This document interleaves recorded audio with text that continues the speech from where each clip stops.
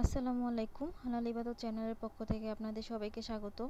তো এর আগের ক্লাসে আমরা অঙ্ক 36 নাম্বার পৃষ্ঠা পর্যন্ত সমাধান করেছি। তো আজকে সমাধান করব 37 থেকে 40। তো এখানে আমরা ক্রমবাচক সংখ্যা প্রথম থেকে ষষ্ঠ পর্যন্ত শেষ করেছিলাম। তো আজকে ক্রমবাচক সংখ্যা ষষ্ঠ থেকে দশম পর্যন্ত শেষ করব। তো আমাদের প্রথমে দেওয়া আছে ক্রমবাচক সংখ্যা ষষ্ঠ থেকে দশম সংখ্যা দেওয়া আছে 6, 7, 8, 9, 10। এটা শুধুমাত্র সংখ্যা। এরপরে আছে ক্রমবাচক সংখ্যা ষষ্ঠ, সপ্তম, অষ্টম, নবম, দশম।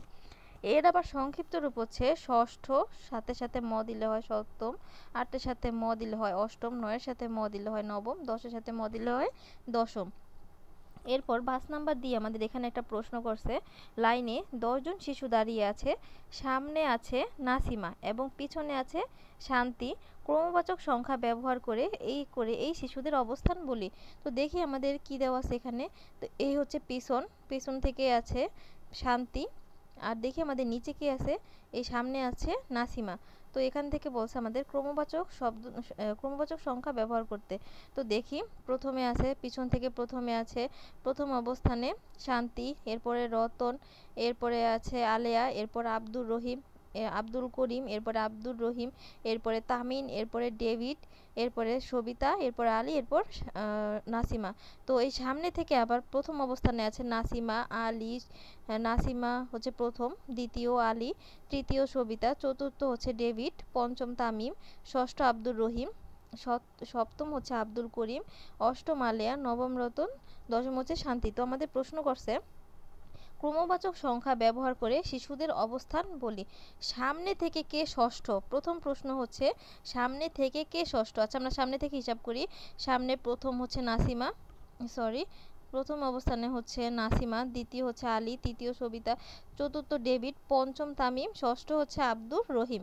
তাহলে আমাদের উত্তর হলো সামনে থেকে ষষ্ঠ আব্দুর রহিম। এরপর 2 নাম্বার প্রশ্ন হচ্ছে পেছন থেকে কে সপ্তম। দেখি আমরা পেছন থেকে কে সপ্তম। তো এই হচ্ছে আমাদের পেছনে। তো প্রথমে শান্তি, দ্বিতীয় রতন, তৃতীয় আলেয়া, চতুর্থ হচ্ছে আব্দুল করিম, পঞ্চম আব্দুর রহিম, ষষ্ঠ হচ্ছে তামিম, সপ্তম হচ্ছে ডেভিড। তো আমরা এই যে উত্তর দিলাম পেছন থেকে সপ্তম হচ্ছে ডেভিড। এরপর সামনে থেকে কে নবম। আচ্ছা, আমরা আবার একটু নিচে যাই, দেখি। সামনে প্রথমে আছে নাসিমা, দ্বিতীয় আলী, তৃতীয় সবিতা, চতুর্থ ডেভিড, পঞ্চম তামিম, ষষ্ঠ হচ্ছে আব্দুর রহিম, সপ্তম আব্দুল করিম, অষ্টম আলেয়া, নবম রতন। তো হচ্ছে সামনে থেকে নবম হচ্ছে রতন। এরপর আলেয়ার অবস্থান কততম? এই হচ্ছে আমাদের আলেয়া। পেছন থেকে আলেয়ার অবস্থান তৃতীয় এবং পেছন থেকে হচ্ছে সামনে থেকে আলেয়ার অবস্থান হচ্ছে অষ্টম। সামনে থেকে আলেয়ার অবস্থান হচ্ছে অষ্টম।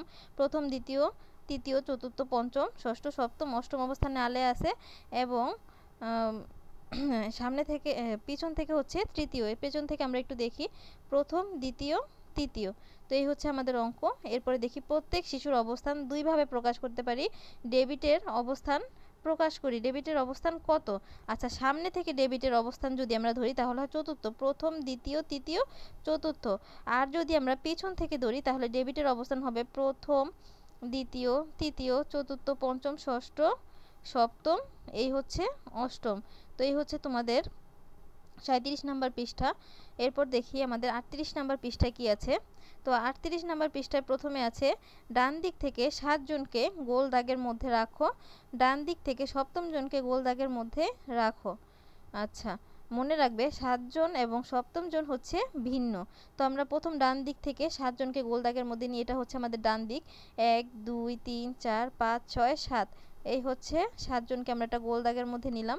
এরপর দ্বিতীয় প্রশ্ন হচ্ছে ডান দিক থেকে সপ্তম জনকে গোল দাগের মধ্যে রাখি। এই হচ্ছে আমাদের ডান দিক থেকে সপ্তম জন। তো এই হচ্ছে এই পৃষ্ঠার সমাধান। দেখো আমি যে সমাধানটা করেছি তারা নিচে করে দিছে এভাবে। তো এই হচ্ছে তোমাদের 38 নাম্বার পৃষ্ঠা। এরপর আমরা 39 নাম্বার পৃষ্ঠায় চলে যাই। 39 নাম্বার পৃষ্ঠায় দেখো একটি লাইনে শান্তি হচ্ছে পিছন থেকে অষ্টম এবং সামনে আরও 5 জন আছে।